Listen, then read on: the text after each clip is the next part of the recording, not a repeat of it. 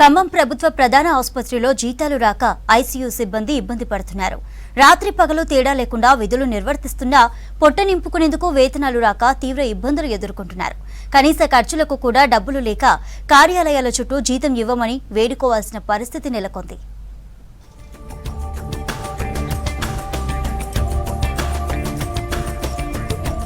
ఖమ్మం జిల్లా కేంద్రంలోని ప్రభుత్వ ప్రధాన ఆసుపత్రిలో పనిచేసే ఐసీయూ సిబ్బందికి జీతాలు రావడం లేదు. గత 8 నెలల నుంచి జీతాలు రాకపోవడంతో సిబ్బంది తీవ్ర ఆందోళన చెందుతున్నారు. ఇంటెన్సివ్ కేర్ యూనిట్లు, తీవ్రమైన లేదా ప్రాణాంతక స్థితిలో అనారోగ్యంతో బాధపడుతున్న రోగులకు సేవలందిస్తాయి. ఇక్కడ స్థిరమైన సంరక్షణ అవసరం. సాధారణ శారీరక పనితీరును నిర్ధారించడానికి లైఫ్ సపోర్ట్ పరికరాలు, మందులు, క్లోజ్ మానిటరింగ్ అవసరం. అందులో విధులు నిర్వహించేందుకు అత్యంత శిక్షణ పొందిన నర్సులు, రెస్పిరేటరీ థెరపిస్టులు నియమించబడతారు. వీరంతా తీవ్ర అనారోగ్యంతో ఉన్న రోగులను చూసుకోవడంలో నైపుణ్యం కలిగి ఉంటారు. అంతటి ఎమర్జెన్సీలో పనిచేసే వారికి గత 8 నెలలుగా జీతాలు ఇవ్వకుండా ఇబ్బంది పెడుతున్నారు. నేను 7 సంవత్సరాలుగా పేషెంట్ కేర్ గా పనిచేస్తున్నాం. 20 సంవత్సరాల నుంచి చేసే వర్కర్లు కూడా ఇక్కడ ఉన్నారు.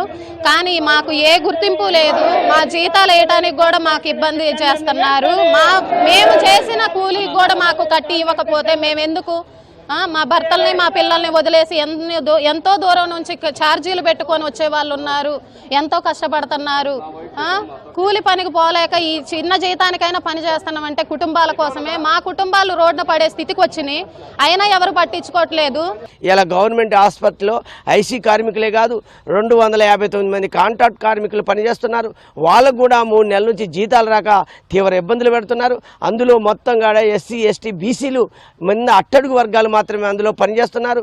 3 నెలలు 8 నెలలు జీతాలు రాకపోతే కార్మికుల యొక్క దీనస్థితి ఎలా ఉంటుందో ఒక్కసారి అధికారులను అర్థం చేసుకోని కూడా ఐఎఫ్టీ తరఫున నేను విజ్ఞప్తి చేస్తున్నాను. కాబట్టి ఇప్పటికైనా కొత్తగా వచ్చిన గవర్నమెంట్ వెంటనే వారికి రావాల్సిన వేతనాలు వెంటనే విడుదల చేయాలని కూడా ఈ సందర్భంగా నేను అధికారులని డిమాండ్ చేస్తున్నాను. ఐసీయూ సిబ్బంది గత కొన్ని నెలలుగా ఆ శాఖలోని ఉన్నత అధికారులను సంప్రదించి ప్రాధేయపడినా వీరికి వేతనాలు మంజూరు కాలేదు.